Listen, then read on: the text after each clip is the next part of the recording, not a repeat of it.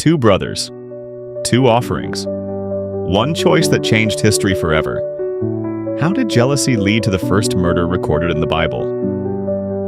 This is the story of Cain and Abel. After Adam and Eve left the Garden of Eden, they began a new life outside the garden.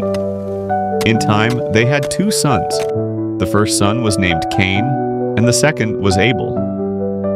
As they grew up, the brothers chose different paths. Cain became a farmer, working the soil and growing crops from the ground. Abel became a shepherd, caring for flocks of sheep. One day, both brothers decided to bring offerings to God. Cain brought some of the fruits and crops he had grown. Abel brought the best portions from the firstborn of his flock. God looked with favor on Abel and his offering, but he did not look with favor on Cain's offering. The Bible does not tell us every reason why, but Cain became very angry. His face fell, and jealousy began to grow in his heart. God saw what was happening and spoke to Cain. He warned him that sin was waiting at the door and that he must master it rather than let it control him. But Cain ignored God's warning. Instead of dealing with his anger, he allowed it to grow stronger. One day, Cain invited Abel to go out into the field with him. While they were alone, Cain attacked his brother, and Abel died. It was the first murder in human history. Afterward, God spoke to Cain. "Where is your brother Abel?" But Cain answered, "I don't know. Am I my brother's keeper?" God already knew what had happened. Nothing can be hidden from him.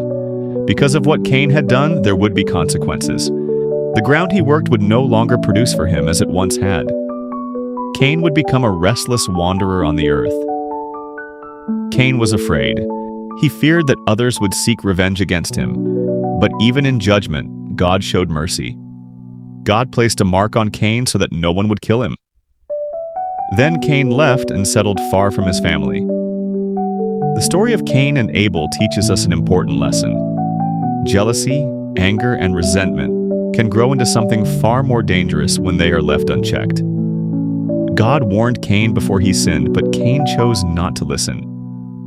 This story also reminds us that God sees our hearts, not just our actions. He cares about our attitude, our obedience, and how we treat others. And it teaches us that every choice we make has consequences. What lesson do you learn from the story of Cain and Abel? Let us know in the comments below. Thank you for watching.